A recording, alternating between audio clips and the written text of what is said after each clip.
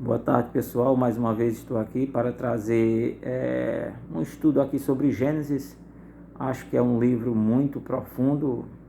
As pessoas deveriam se aprofundar mais em Gênesis antes de se debruçar ou desejar ler toda a Bíblia. Gênesis tem muitos segredos, né? Foi o princípio de tudo.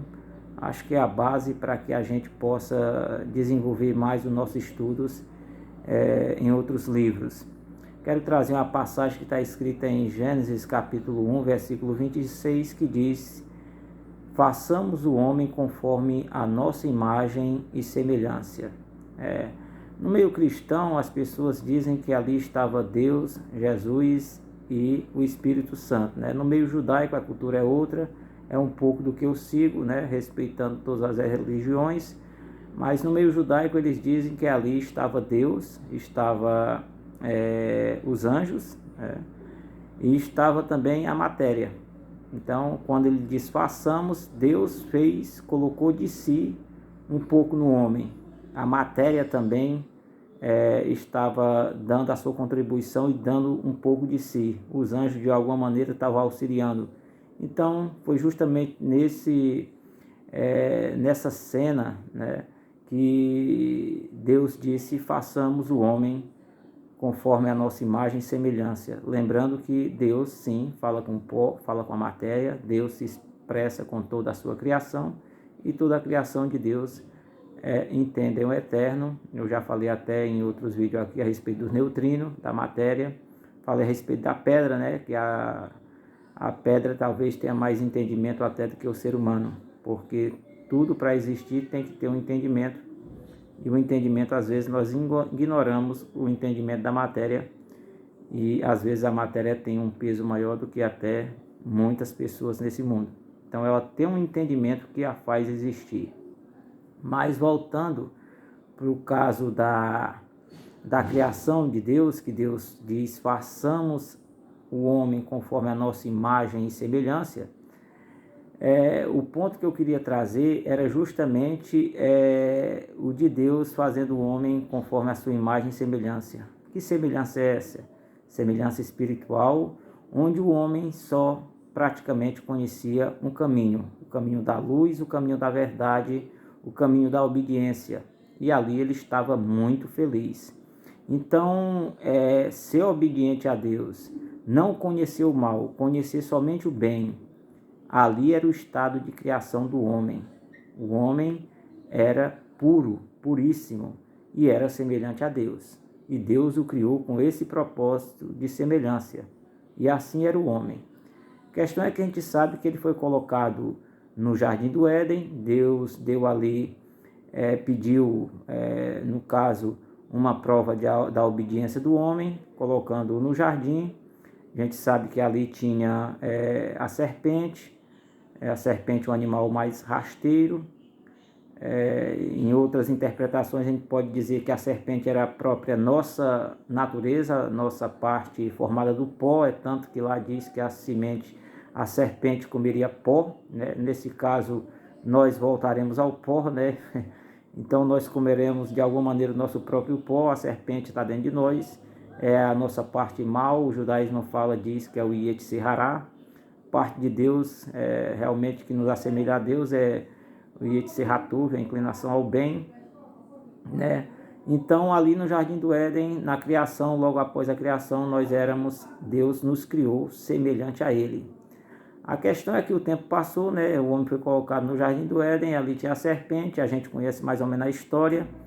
E a serpente se aproximou da mulher e tentou-la convencer de comer do fruto proibido. Não quero trazer aqui os versículos diretamente da Bíblia, porque vai deixar o vídeo mais comprido, mas a questão que eu queria trazer é que a serpente tentou convencer a mulher, seduzir, conseguiu, a atraiu para junto da árvore, foi o primeiro passo. E não quero me ater em muitos outros aspectos ali da conversa, mas o que eu quero mais chegar no ponto é de a serpente ter dito, é assim que Deus disse, né? Não comereis de todas as árvores do jardim. A mulher disse, não, somente da árvore que está no meio do jardim é que nós não podemos comer. A mulher disse, porque se nós comermos, né, nós morreremos. A serpente, por outro lado, disse que é certo que vocês não vão morrer, vocês serão, né, semelhantes a Deus. Semelhantes a Deus não, como Deus. Aí, semelhante a Deus é o que Deus fez, né? Quando o homem conhecia só o bem. Isso é ser semelhante a Deus. Talvez chegue um dia, eu acredito, né, que a gente ainda vai ser semelhante a Deus. Pessoas são mais semelhantes a Deus, pessoas são mais, digamos assim, contrários de Deus. Mas a questão aqui que está sendo trazida é o de ser como Deus. O que é ser como Deus? Semelhante a Deus, como a gente já disse aqui, é conhecer, pessoa que entende, conhece e pratica mais o bem. Ser como Deus é a pessoa conhecer os dois lados. Aí é que está a questão. Ser como Deus foi bom para nós ou foi ruim? Com certeza tivemos algumas experiências, mas não foi bom, né? A partir dali a mulher passou a ter dor, a terra começou a produzir espinhos, o homem precisou lavrar a terra com muito trabalho, né? Mas a questão é que ser como Deus, existe ali algumas complicações. Ser semelhante a Deus é muito bom, como eu disse, né? É ser mais parecido com o eu sou.